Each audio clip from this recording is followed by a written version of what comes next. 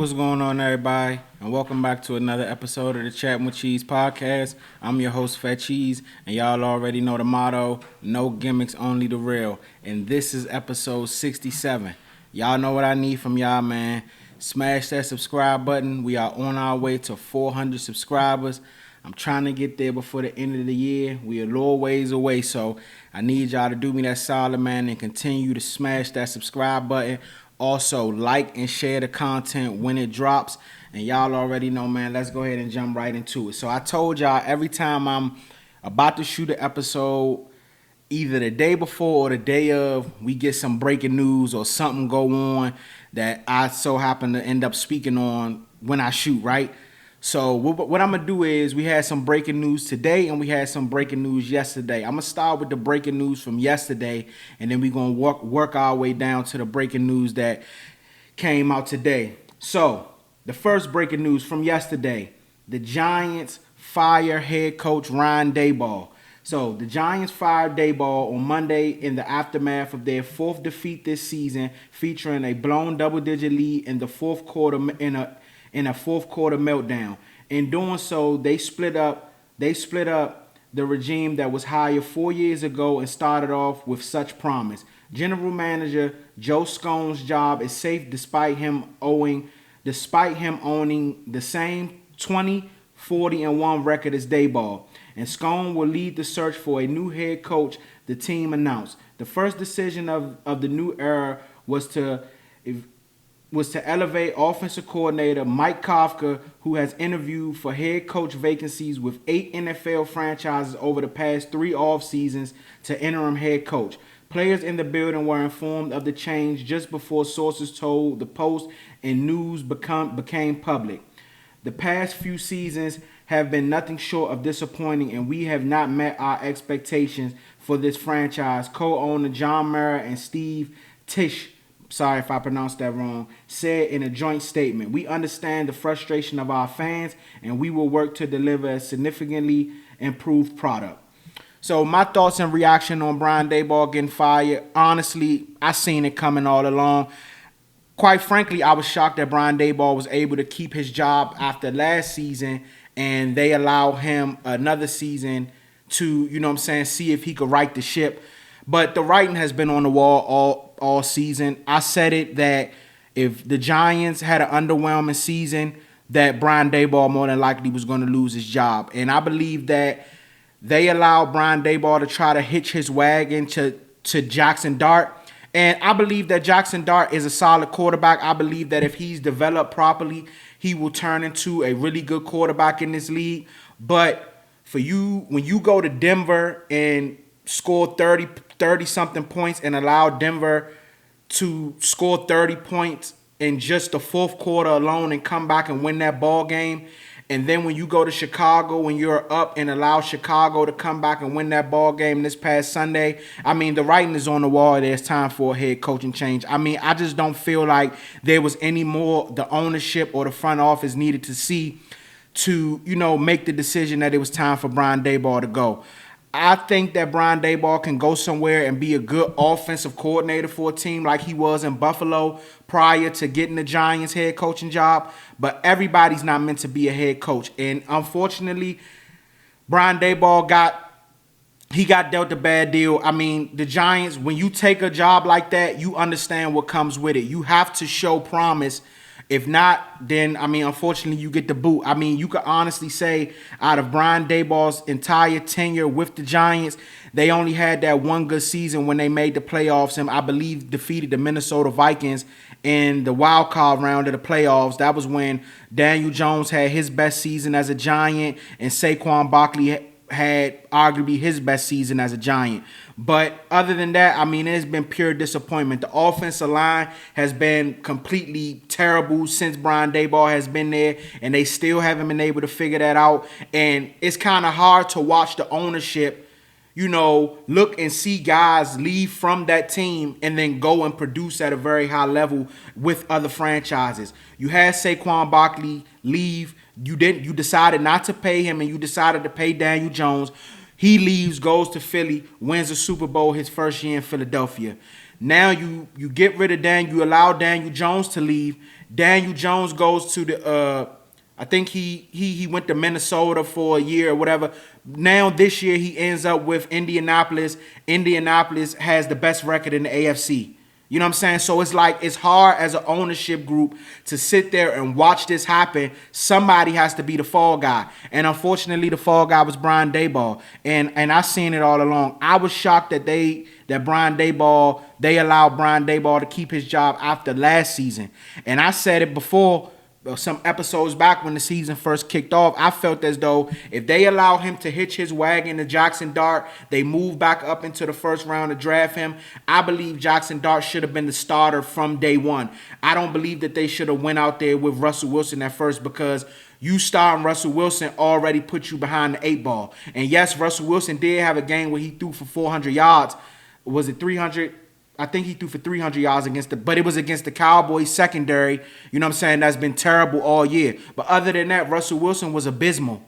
You know what I'm saying? So I just felt that they kind of went to Jackson Dart a little late. And you could see flashes. You could see, flashes from Dart. You could see flashes from Scatterbo, who unfortunately got a season-ending injury. But they did beat Philadelphia on that Thursday night game in New York. So I just think that it was unfortunate, but like I said before, I think that this whole season, everybody kind of knew that if the Giants didn't have an extremely great season, you already knew Brian Daboll was getting the boot. And they gave it to him early in season, and I don't know what's going to happen from now on. They're going to allow the offensive coordinator to take over the reins as the interim head coach, and more than likely they'll start their search. Right now, I seen some odds, and right now they have, I think, Mike McCarthy as the head guy that right now was the favorite to get the job. I seen some rumors about possibly Bill Belichick. I seen somebody throw a scenario out there about possibly Mike Tomlin. I don't see that happening, but the Giants going to have to search, man, and I don't think this is something that they should rush.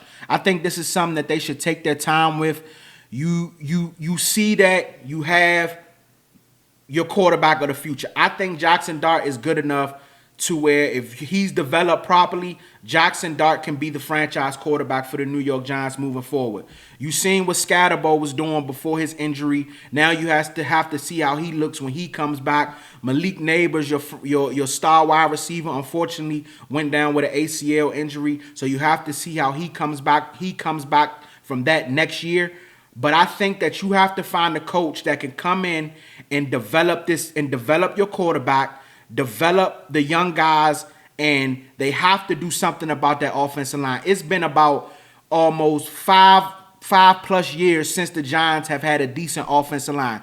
If you want to keep Jackson Dart upright, you have to get that offensive line together. I just seen something to where, and Jackson Dart, I'm going to throw this out there at you too, bro. You got to stop taking them unnecessary hits. I understand you want to go out there and prove yourself and show that you a tough guy and you can take, but this is the NFL, bro. It's different. It's levels to this. You know what I'm saying? I seen a report saying that he was missing a tooth after the Chicago game. You can't do that, bro, if you want to be a franchise quarterback and last long in this league. So I think what the Giants need to do is take their time, find the right coach who can develop their young quarterback, develop these young guys on this offense and on the defensive side of the ball, and get that offensive line together. I think that defense could be something special. When you have Brian Burns, Dexter Lawrence, and you drafted Abdul Carter, I believe coming into the season, if you go back some episodes ago, I said that this was going to be a top 5 defensive line in football. And I think that they can be that if they're coached up the right way. You know what I'm saying? I just think that there's some tuning. They need to find the right guy. They need to find the right guy. And I'm not saying that Mike McCarthy wouldn't be the right guy, but me being a Cowboy fan, I don't know if Mike McCarthy can be that guy and come there and flip the franchise around. But he took a year off. I mean, he took a year off before he got the Cowboys job, and I mean, the Cowboys did have 3 12-win seasons. So who knows, man? But as far as Brian Daboll go, the writing was on the wall all along. I said that a couple of times so far, but everybody knew this was going to happen. I said it. If the Giants didn't come out and at least make an NFC Championship game, then we all knew Brian Daboll was out of there. So the Giants cut ties with him yesterday. Brian Daboll more than likely will probably next year, because he was a pretty good offensive coordinator in Buffalo with Josh Allen. But that is with Josh Allen. So maybe next year he comes back as somebody offensive coordinator.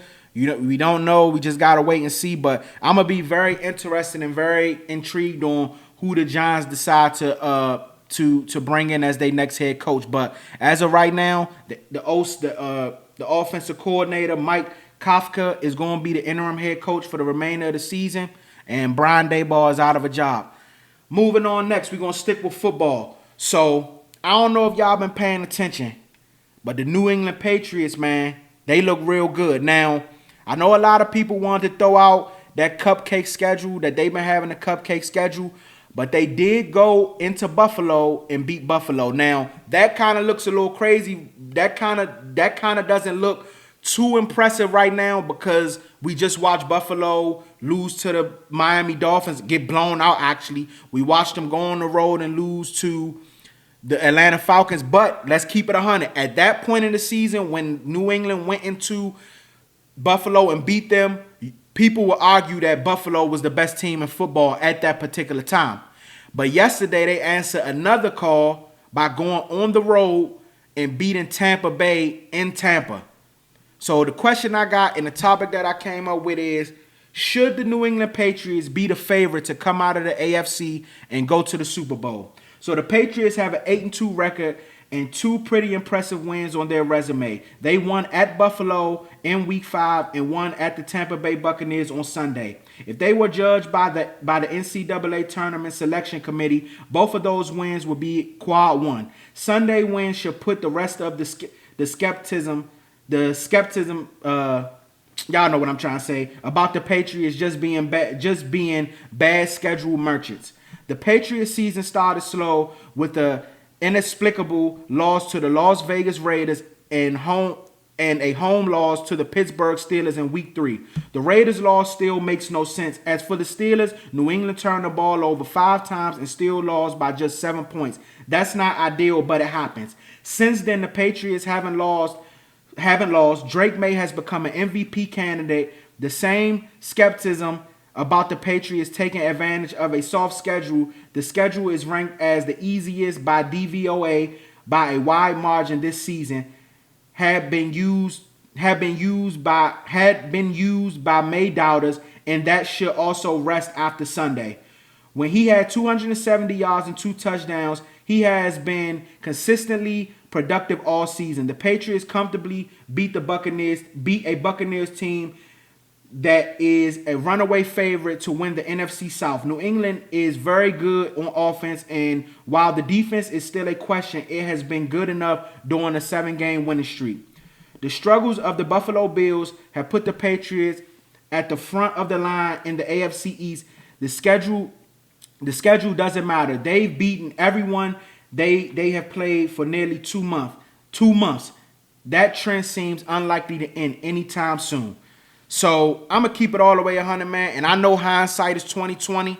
Now, when the season first started, I did pick the Kansas City Chiefs to come out of the AFC. As we've seen up to this point, Kansas City Chiefs are not the same team that they've been in for prior years. If you've been paying attention this season, you've seen that. I see what the Indianapolis Colts are doing. Now, even though I've been very, very highly spoken of Daniel Jones this season, I kind of put Daniel Jones in the same boat as I put Sam Darnold. Yes, they do look good up to this point. Very good. But I just don't know if I could trust them in the playoffs. That right there, I have to wait and see. Now, I do know Jonathan Taylor is playing out of his mind. The Colts look good. But I'm going to keep it all the way 100 with you. If I had to pick right now, I would pick the New England Patriots to come out of the AFC and head to the Super Bowl. Mike Vrabel has came in and done a hell of a job with this team. And I know he caught some slack late in his coaching career with what was going on in Tennessee, but he has came into New England year 1 and has completely turned this franchise around from what has been going on in New England since Belichick left. This team looks outstanding. Drake May is an MVP candidate. He's been playing out of his mind. And I know people want to try to use the schedule against him, but at the end of the day, you play who's on there. We watched the Washington Commanders go to the NFC Championship game last year, and you know, a lot of people would have said that their schedule was cupcake. But guess what? When you catch fire at the right time, hey man, anything is bound to happen. Drake May is playing out of his mind. They're beating every team that's been in front of them for these past 7 games. But to go into Tampa Bay, and I understand that Tampa Bay has been dealing with some injuries on and off this year, but Baker Mayfield has been playing at an MVP level. Emeka Egbuka has looked like the offensive rookie of the year, you know, all year.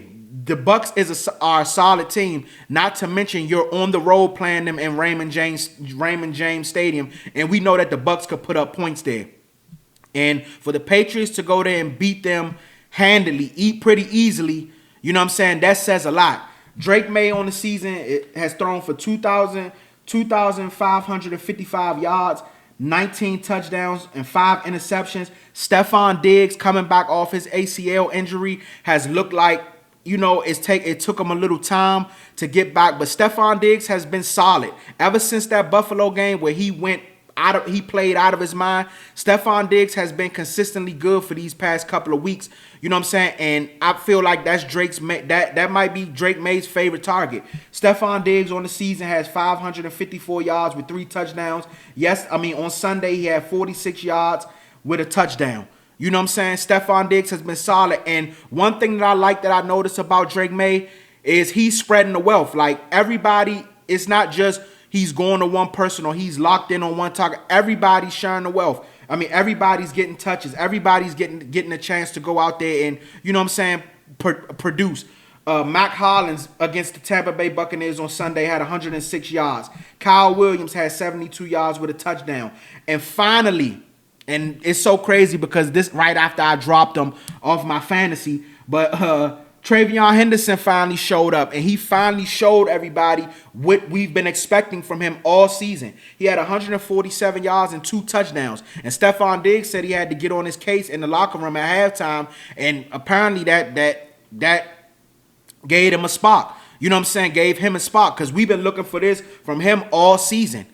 You know what I'm saying? And he finally showed up, man. But this Patriots team, I'm telling you, they are dangerous. I believe they are going to win the AFC East. I don't quite know if they're going to be able to get the number 1 seed in the AFC because of the way the Colts are playing. The Colts are playing some good football as well. But right now, the Patriots look really good. And I would pick them to beat anybody in the AFC. Now, Baltimore's kind of starting to get their footing back now that they're healthy. So you still got to worry about them. Of course, Kansas City isn't going nowhere. You still got to beat Patrick Mahomes to get where you ultimately want to go. Josh Allen and them, it all depends on what team you get when they play. The Chargers, I'm not really 100% sold on them. But, hey, man, the Patriots, I'm telling you, man, the Patriots are solid.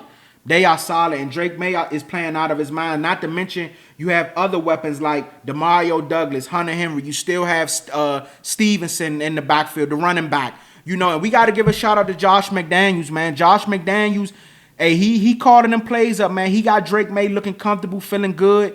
We got to give credit where it's due, man. Mike Vrabel, Josh McDaniels, you know what I'm saying? Drake May's playing good. Hey, like I said, the offense is looking solid. And the defense is making just enough, the right amount of plays to take them to help them win these games. They have one of the best corners in football in Gonzalez. You know, they get pressure. They got big Milton Williams up there on the defensive line. Hey man, the Patriots, it would not shock me if we look up and the Patriots are in the AFC Championship game, or better yet, in the Super Bowl. I can't wait to see, but I don't think I talked about the Patriots that much on my platform, so I wanted to make sure I showed them some love today, man. But the Patriots are looking good, man. Shout out to Drake May. I don't know where you would put him on the MVP tadpole right now. Me personally, I would have Sam Darnold maybe ahead of him. I still probably would have Baker Mayfield ahead of him slightly. But other than that, Those are really probably the only two quarterbacks I would say that I would put in front of him. If I had to say right now, my leading candidate for MVP would probably be Jonathan Taylor, but you already know that's a quarterback award, so more than likely he wouldn't get it. So right now, I would say Drake May is top 3 in MVP, top 3 MVP candidate. And they got them boys looking good, man. But shout out to Mike Vrabel, man. What he's been able to come in there and do in year one and flip that culture around and, you know, get them back on track, get them back on the Patriot way like we known them to be when they had those dynasties with Bill Belichick. And this team right now sitting at 8-2. Hey, man, shout out to them boys. And I can't wait to see how the rest of this season play out. But right now, I would say comfortably, I have the Patriots as the favorite to come out the AFC. But I want y'all to drop y'all comments below and let me know what y'all think. Do y'all feel like the Patriots should be the favorite, or do y'all feel like it's the Colts? Are y'all still buying into Kansas City? Let me know what y'all think down in the comment section, man. I can't wait to see. Moving on, we're going to switch it over to hoops. And remember, I told y'all, we had breaking news from yesterday, which was the Brian Daboll firing. And we got some breaking news today. The Mavericks fire general manager Nico Harrison. So the Mavericks fire Harrison after 4+ years in charge of the team, following Dallas's 3-8 start to the 2025-26 season, which ranks next to last in the Western Conference. With guard Kyrie Irving and forward Anthony Davis currently sitting out with injuries, the Mavericks rank dead last in the NBA in scoring average and 3-point field goal percentage. Harrison's job security had been fragile since the February 2nd trade of All-Star guard Luka Doncic to the Los Angeles Lakers, even after Dallas defied all odds by winning the NBA draft lottery and selecting Duke star forward Cooper Flagg with the #1 overall pick. The hot seat never cooled for Harrison. Here's the timeline of Nico Harrison's tenure with the Dallas Mavericks. He was hired after decades at Nike. Harrison was not a basketball executive before being hired by former owner Mark Cuban on June 28, 2021. Harrison spent the previous 19 years at Nike, the global footwear apparel giant, where he spent his final years as the vice president of North American basketball operations. Next up was the Kyrie Irving trade. The team sought to pair Doncic with another superstar, and Harrison executed the trade in February 2023 that sent 2 players and 3 draft picks to the Brooklyn Nets, including a 2029 first-round pick in exchange for All-Star guard Kyrie Irving and veteran Markieff Morris.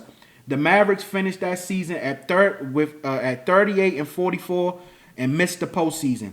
Next up came his contract extension. Days before the 2024 NBA Finals against the Boston Celtics, the Mavericks rewarded Harrison with a contract extension. In 3 seasons, Dallas has made an appearance in 2 Western Conference Finals. The Mavericks lost those finals in 6. The Mavericks lost that finals in 6 games to the Boston Celtics. Next came up was the shocker of probably the biggest shock in NBA history, the Luka Doncic trade. Many were sleeping on the night of February 2nd, 2025, when word came that Doncic had been traded as a part of a 3-team deal to the Los Angeles Lakers in a move that stunned the sports world. Just 10 months after the 5-time All-NBA first-team performer led them to an NBA Finals. At the time, many basketball enthusiasts and fans questioned why Harrison made the deal, and what he told reporters about trading for Davis ultimately came back to haunt him. If you pair him and Kyrie and the rest of the guys, he fits with our time frame to win now and in the future. Harrison said after the trade, the future to me is 3 to 4 years from now. 10 years from now, I don't know. They'll probably bury me and Jay, head coach Jason Kidd, by then, or we bury ourselves. So here's my thoughts on the Nico Harrison firing. I'm going to keep it all the way 100.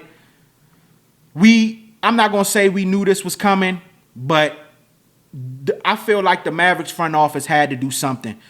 They had to do something when the Luka Doncic trade went down, and still to this day, I can't believe that happened. That trade is going to go down as the worst trade in NBA history. The Dallas Mavericks lost that trade. There's no way, and I said it when it happened, there's no way in the world you trade a 5-time All-NBA player a superstar, the face of your franchise. You're just coming off of an NBA Finals appearance where he was playing out of his mind leading up to the finals. Did he not play that good in the finals? I give you that. But for you to trade him for an aging star in Anthony Davis, yes, Anthony Davis is a star in this league, but Anthony Davis is aging and has been injury prone for I don't know how many years. We all know every year Anthony Davis sustains some type of injury that keeps him out for a long period of time. And he has one this year, early this year. You know what I'm saying? For you to make that trade, I think the front office was put in such a hard position to where, that if this season didn't start off the right way, he had to go. He had to go. And honestly, he got to move out of Dallas. He probably got to move out of Dallas because still to this day, I know fans are still seething over that trade, especially when you turn around and look at the Lakers right now, one of the top teams in the Western Conference, while the Mavericks are one of the bottom teams in the Western Conference. Then you end up winning the draft lottery, drafting Cooper Flag. That kind of like calmed things down a little bit. But now you have Cooper Flag to start the season playing out of position, playing him at point guard, and you slowly starting to see little progressions. But you know what I'm saying? It's not what fans want. To be sitting at 3-8 while we gotta watch the guy that we just had on our team over there with the Los Angeles Lakers, and they're one of the top seeds in the Western Conference, even though it's early, that hurts. We're watching Luka Doncic score almost 40 points, 30, 40 points a night. You know what I'm saying? While we're sitting at 3-8 trying to figure out, how we're going to, get Cooper Flag, how we're going to integrate Cooper Flag. They got him running a point guard when he was drafted to be a forward. It's just a lot going on. And I feel like the front office felt like they had to do something, and I mean, they fired him. And I think they made the right decision. This is going to go down as the worst trade in NBA history. And I just feel like his job was on the line. The clock started for him when this season kicked off. The clock started. The clock started once the trade was made. Because now, every move you make after that, there's pressure. And I feel so bad for Cooper Flag because Cooper Flag they won the draft lottery. They took Cooper Flag, and Cooper Flag had immense pressure on him to come in and be Luka Doncic. And that's because of the decision that Nico Harrison made. So you had to answer for this. You had to answer for it. And, it's unfortunate that I just feel bad for Mavericks fans, man. And it's just crazy that, how this whole situation played out because Anthony Davis is hurt. Kyrie is hurt. We don't know what their timelines is going to be to come back. Right now, this team is not looking like a team that's going to make the playoffs. And it's like you got to sit back and watch Luka drop 40 points, 30 points a night, and the Lakers are currently a top 5 seed in the Western Conference, while the Mavericks right now are looking like bottom feeders. It's just an unfortunate situation, and I just think Dallas, it was so much pressure on that front office. They felt like the only thing that they could do at this point was fire Nico. And I seen a report, I didn't fully read it, about Draymond Green saying that they pulled the trigger too early. I don't see how you could say that. You traded the franchise player. You traded him away.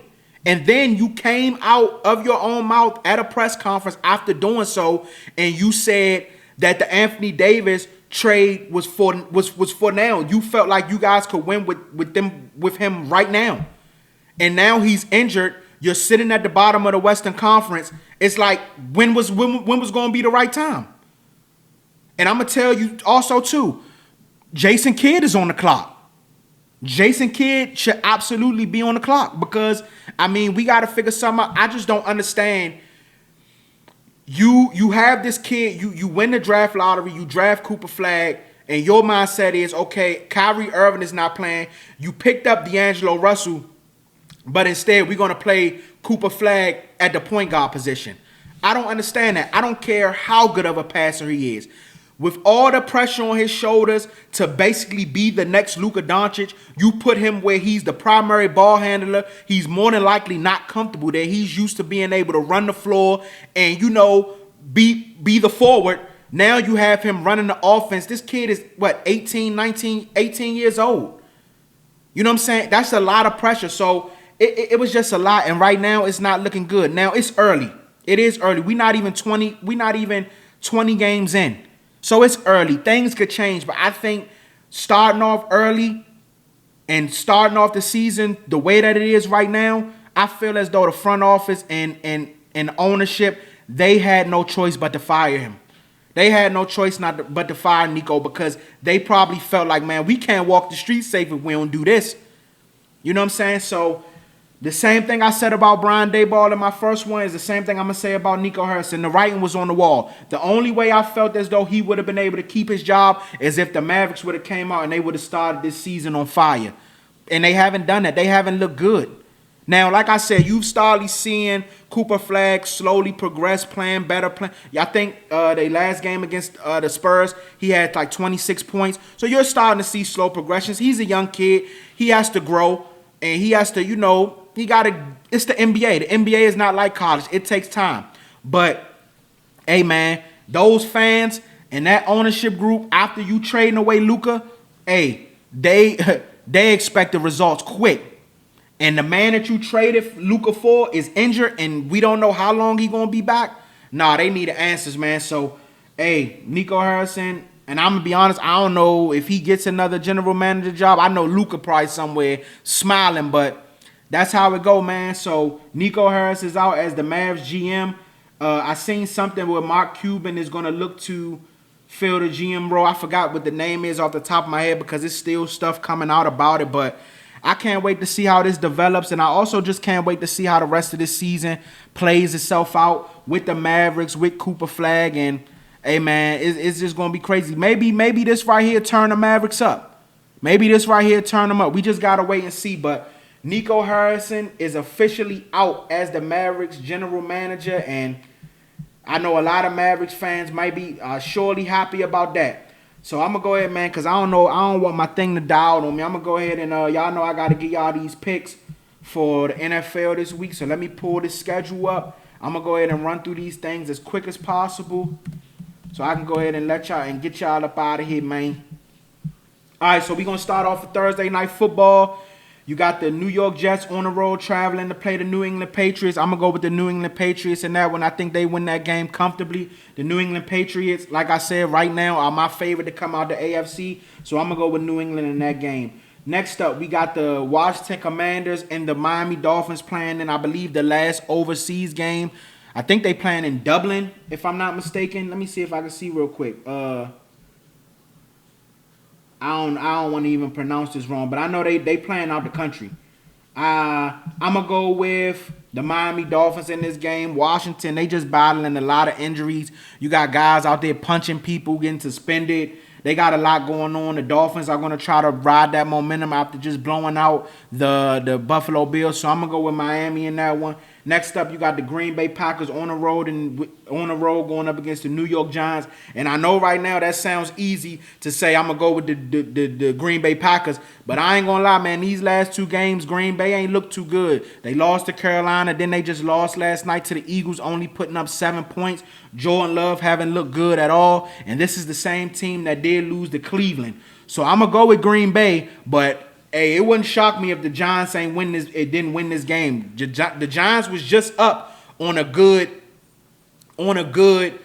Bears team, so the Giants show you that they can go out there and get a lead. So we just got to see. I'm going to go with Green Bay, but it wouldn't shock me if the Giants won that one.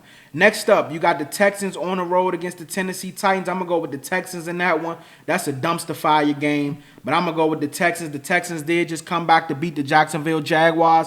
I think they ride that momentum. I think they win that one against Tennessee. Next up, you got the Carolina Panthers on the road versus the Atlanta Falcons. That's going to be a good one, but I'm going to go with Carolina in that game. Carolina has been playing some low-key good football this year. That running game, Rico Dotto is looking good. Bryce Young has been solid. I'm gonna go with Carolina in that one. Atlanta's wishy-washy. It always depends on what Atlanta Falcons team you get. You never know with them. So I'm gonna go with Carolina with that one. Next up, you got the Chicago Bears on the road against the Minnesota Vikings. I'm gonna go with the Chicago Bears in that game. They just came back and had a good win against the New York Giants. And I like the way that they're playing. Minnesota is too wishy-washy for me. I don't like what I've seen from J.J. McCarthy. And the crazy thing is, I was real high on him when he coming out of Michigan. But I don't like what I've seen from him so far. And Minnesota is just too wishy-washy for me. So I'm going to go with the Bears in that one. Next up, you got the Chargers on the road against the Jacksonville Jaguars. I'm going to go with the Chargers. The Chargers have sneaky been winning some games, man, and looking pretty, man. The Chargers currently sitting at 7-3. Jacksonville just allowed the Texans to come back and beat them, and I'm not a big Trevor Lawrence guy, so I'm going to go with the Chargers in that one. Next up, you got the Tampa Bay Buccaneers on the road versus the Buffalo Bills. That's a tough one, man. Buffalo did just lose to Miami on the road. It all depends on what version of Josh Allen you get. Is he going to be turning the ball over or isn't he? I'm going to go with Tampa Bay in that one. I'm going to go with Tampa Bay. I still think Baker has been playing at a high level. Emeka Ibuka. I'm going to go with Tampa in that one to beat them in Buffalo. But don't quote me. You can pick whoever you want in that one, but I'm going to go with Tampa on that one. Next up, you got the Cincinnati Bengals on the road against the Pittsburgh Steelers. I'm going to go with the Pittsburgh Steelers in that one. I think they bounced back after losing against the Chargers on Sunday night. That one right there is a division game. You never know with that one, but I'm going to go with Pittsburgh in Pittsburgh. Next up, you got the San Francisco 49ers on the road against the Arizona Cardinals. I'm going to go with the 49ers. I don't know who starts this week. I think they're going to stick with Jacoby Brissett maybe, but I'm going to go with the 49ers. Cardinals just got blown out against Seattle. Of course, they look like a Super Bowl team against the Cowboys, but you know how that go. But I'm going to go with the 49ers on the road against Arizona. Now, this one right here is my game of the week. You got the Seattle Seahawks on the road going up against the Los Angeles Rams. This one right here is going to be a hell of a game. Both 7-2. I believe this is going to be for the division lead. Seattle is playing some great football. Rams are playing some great football. Matthew Stafford looked like he's turned that clock. I'm going to go with Seattle in this one, though. The reason why I'm going to go with Seattle is because that defense has been looking real good for Seattle. Real good. That defensive line, DeMarcus Lawrence, Williams, that secondary, that defense has been looking really solid. If Sam Darnold can just come out there and play his game, play how he's been playing, Jackson Smith-Njigba looks like the best wide receiver in football. That running game with Charbonnet and Walker. I don't know the status of Cooper Kupp, but those other receivers have been contributing. This one right here is a tough one because I like LA in LA, but Seattle has been playing some real good football. I seen that Devontae Smith kind of tweaked something. I don't know the status of Devontae Adams. I hope I ain't say Devontae Smith. I hope I said Devontae Adams, but I don't know. That's a tough one, man. But I'm going to go with Seattle on this one. I think Seattle goes on the road and wins this game. I think Seattle keep the hot streak going and go on the road and win this game. And I'm going to say it right now. Y'all better pray Seattle don't get that number one seed in the NFC because don't nobody want to go up there in early January and have to play Seattle in that 12-man. So that one right there is going to be my game of the week. I'm going to be real locked into that one. I think that Seattle wins that game. Next up, you got the Kansas City Chiefs on the road going up against the Denver Broncos. And I'm going to go with the Broncos on that one. I think that Broncos defense is very good. Bo Nix is wishy-washy, but defense wins games. And I think that defense for the Broncos is very good. And I just think if Bo Nix doesn't go out there and make any major mistakes and just, I believe that defense will put him in position to be able to win that game. And like I said before, this is not the same Kansas City team that we're accustomed to. So I'm gonna go with the Broncos in that one. Next up, you got the Baltimore Ravens on the road versus the Cleveland Browns. Baltimore finally getting healthy, and Baltimore might sneak and win that division and get into the playoffs. And I'm gonna be honest, Baltimore is one of them teams you do not want to have to see when they're fully healthy with Lamar Jackson, Derrick Henry, and that mob. So I think Baltimore goes on the road and wins this game against Cleveland comfortably. But let me ask this question for Cleveland. I'm not going to be long-winded. You seeing the Giants just find Brian Daboll. When y'all gonna fire Kevin Stefanski? Kevin Stefanski is terrible, and y'all are dead wrong for allowing Dylan Gabriel to go out there and play the way he's playing and not give Shedeur Sanders a chance. Dylan Gabriel has looked awful. Anytime fans could put together a low light reel of him, of his bad plays, and y'all won't even give Shedeur Sanders a chance, Cleveland, y'all deserve to lose every game because y'all deserve to lose every game. So I think the Ravens blow them out. I think the Ravens blow them out just because of the way that they doing Shedeur. Next up, this is going to be a real good one too. Sunday Night Football. You have the Detroit Lions on the road against the Philadelphia Eagles. That might be for first place in the NFC. Yeah, that could possibly be for first place in the NFC. I'm going to go with the Lions on this one, man. The Lions are playing some very good football, and I understand that Philly is finding ways to win, but I just don't think Philly is that good of a football team. Saquon Barkley hasn't been very good this year, how he was last year. They don't throw the ball to A.J. Brown at all. I think A.J. Brown is going to be out of there after this year.